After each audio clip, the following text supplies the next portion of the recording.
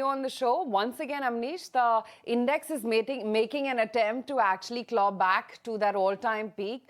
Tell me, so far in the earnings, what's actually stood out for you? Any recent buys that you may have?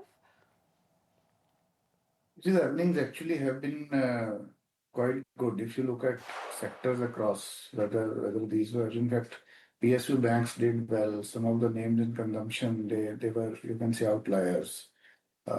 Even you can say some of the names in the pharma pack, if you look at, say, metals, in fact, all the commodities, they did well. So I think so far my sense is that the earnings have been pretty decent, and I think they have been better than what we estimated overall. Now, coming to, you can say, the specific sectors or stocks, I think the overall scenario continues to look pretty decent to us.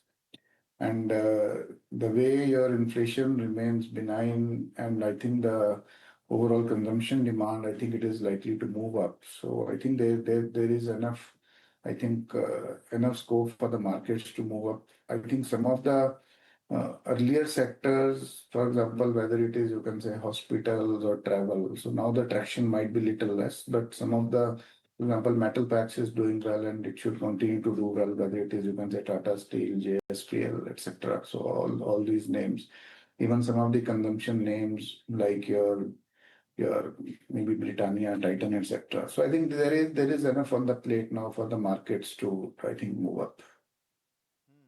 Amnish, with regard to Asian Paints, would you be particularly enthused about the numbers? Would you play caution? You see, numbers were actually a beat on the overall street estimates because estimates were very benign, but there was not that big an element of surprise if you ask me, because the base was on your favor. You had just 15.5% margins in the base. Now, for the next 2 quarters, also the base is not it's not unfavorable to the company, and however, I think that it doesn't show. You see, you will not report a decline in profitability now like you did last year for 3 quarters in a row. However, is the industry growth rate accelerating? Is the company likely to give you double-digit kind of a top line growth? That scenario doesn't seem likely. So as of now, it seems to be a case for more like, you can say, maybe high single-digit kind of a profit growth.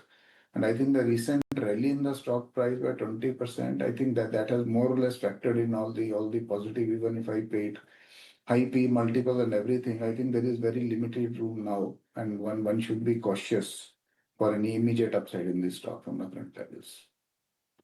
Amnish was just looking at some of these defense earnings and Cochin Shipyard. Let's talk about that. You know, the more fancied name by the markets. Just looking at the numbers, the EBITDA has seen a downtick of 71% and the margins as well have fallen quite a fair bit.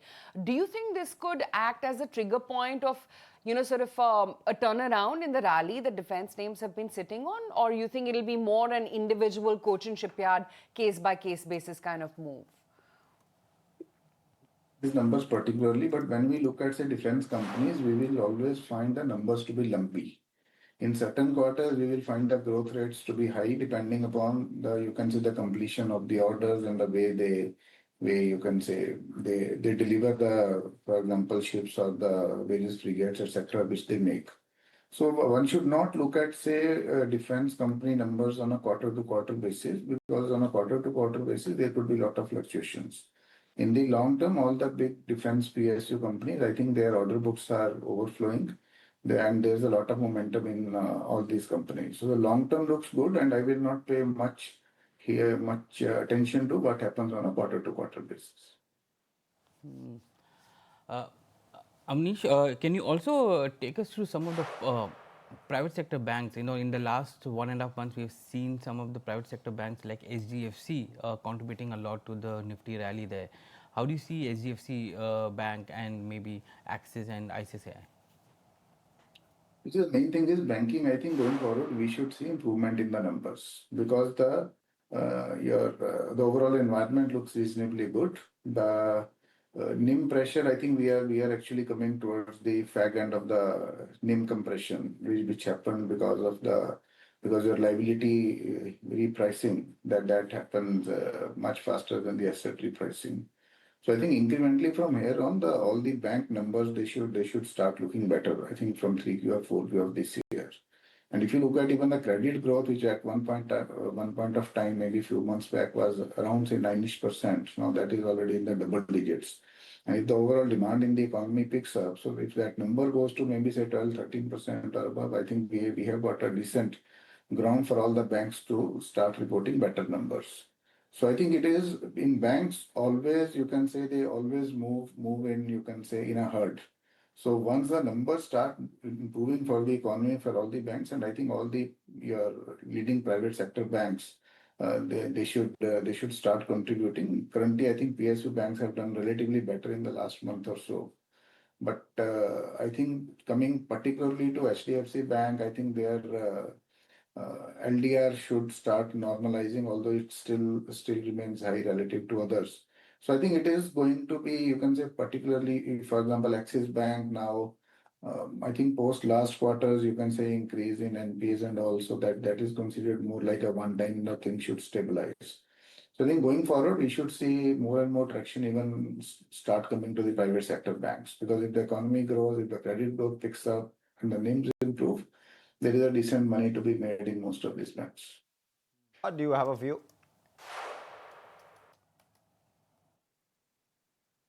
That one's for you. Honasa, do you have a view?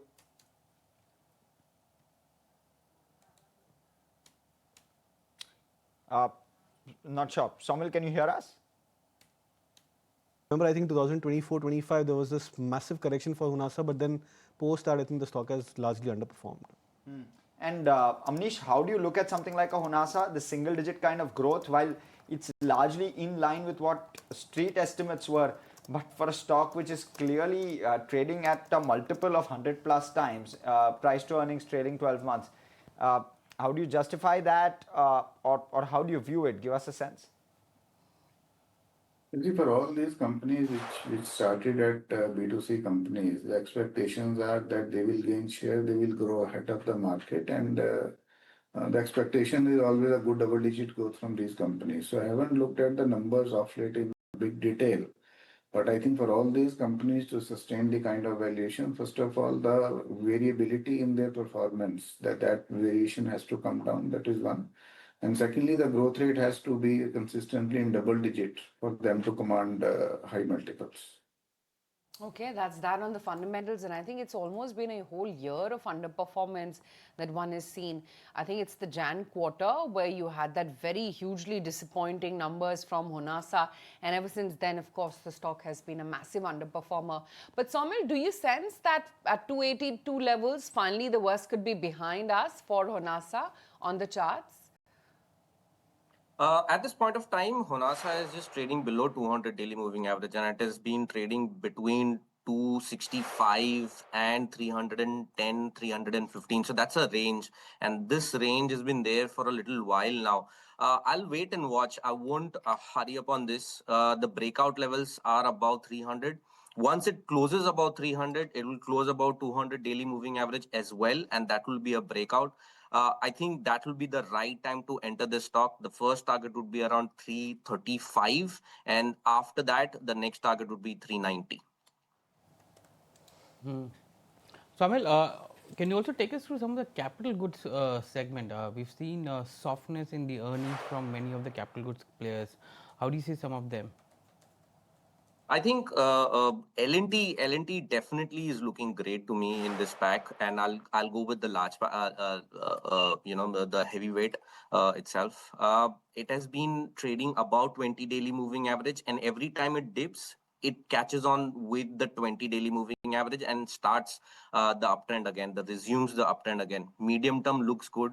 I'll be aiming for at least 4,500, 4,600 in the medium to long term outlook. But in the very short term, 4,100 would be on the cards. In the meanwhile, I think we've seen a block deal of 1.2 million shares in Ather Energy changing hands today. I think that was expected. That's it. Do you have any view on Ather Energy?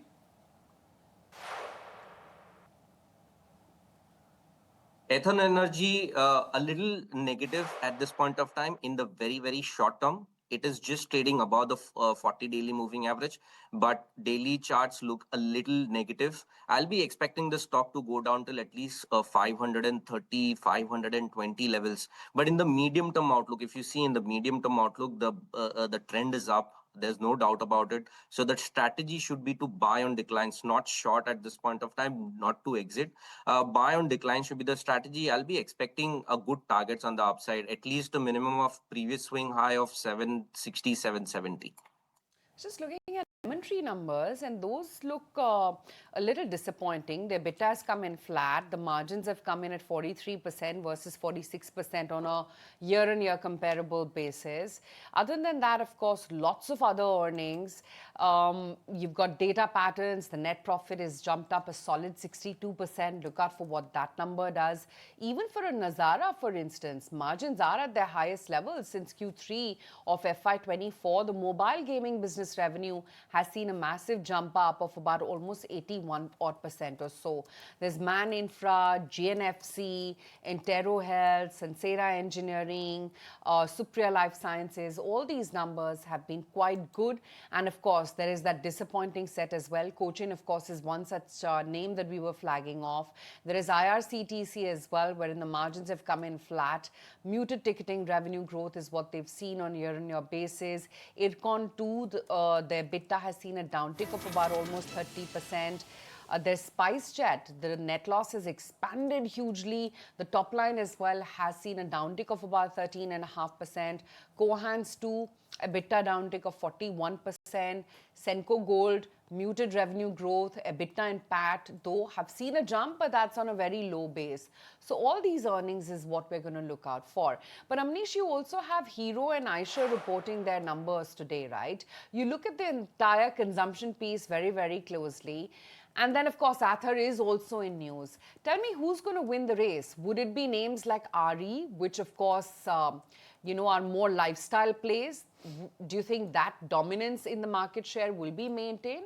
And then overall, do you think it's the EV plays within two-wheelers which are going to gain more and more traction? You see, RE is definitely, it is 325cc and above. If you look at last 2 quarters in particular, RE numbers have been very, very strong. So I think RE should continue to give you strong performance. There's absolutely no doubt. But if you look at, say, what has happened in the GST recently, the big benefits will come more on your 100cc, 125, 150cc kind of bikes. So that has, I believe, provided some momentum to all the companies, whether it is Hero, whether it is Bajaj, etc.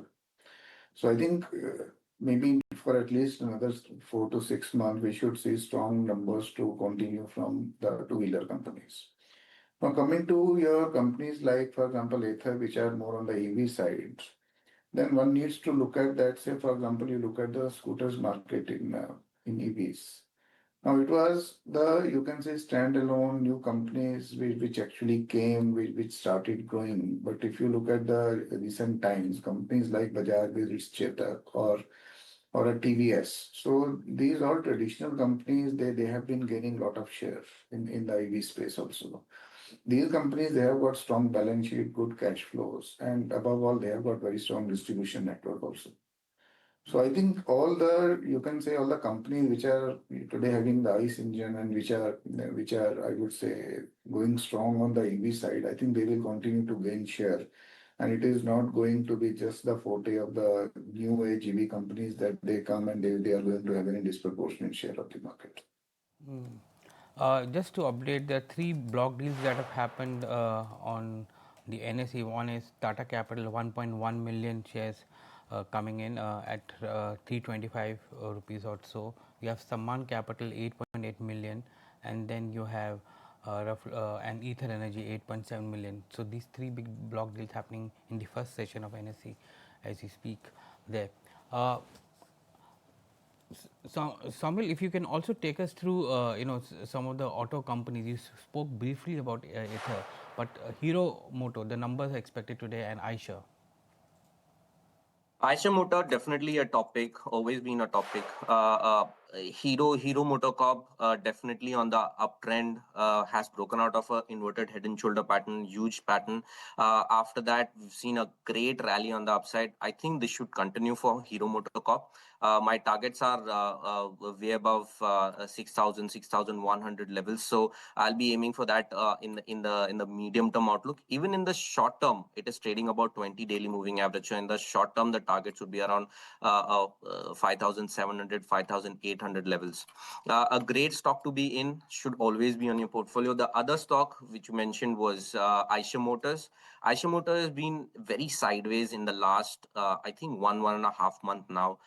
It's been trading about 40 daily moving average and the lower end of the daily Bollinger Band. So great time to buy into this stock. Breakout levels would be around 7,130. So once it closes above this level, I think the next rally on the upside starts. Buy on decline should be the strategy. Eicher Motors would be my top pick in the pack. Okay, Amnish, last question to you before we let you go. Prestige Estates, that stellar set of numbers, full year FY26 guidance exceeded in H1 itself. Realty, is it poised for an upside, and are there any top picks which you have within that pack? There are no topics in reality, but definitely I think from here on, I think one should be very cautious on the reality names unless until there is very strong pickup in the growth which happens in the coming months. Okay, all right. Thank you so much, Amnish. We'll let you go on that note. Thanks for joining us and giving us that perspective.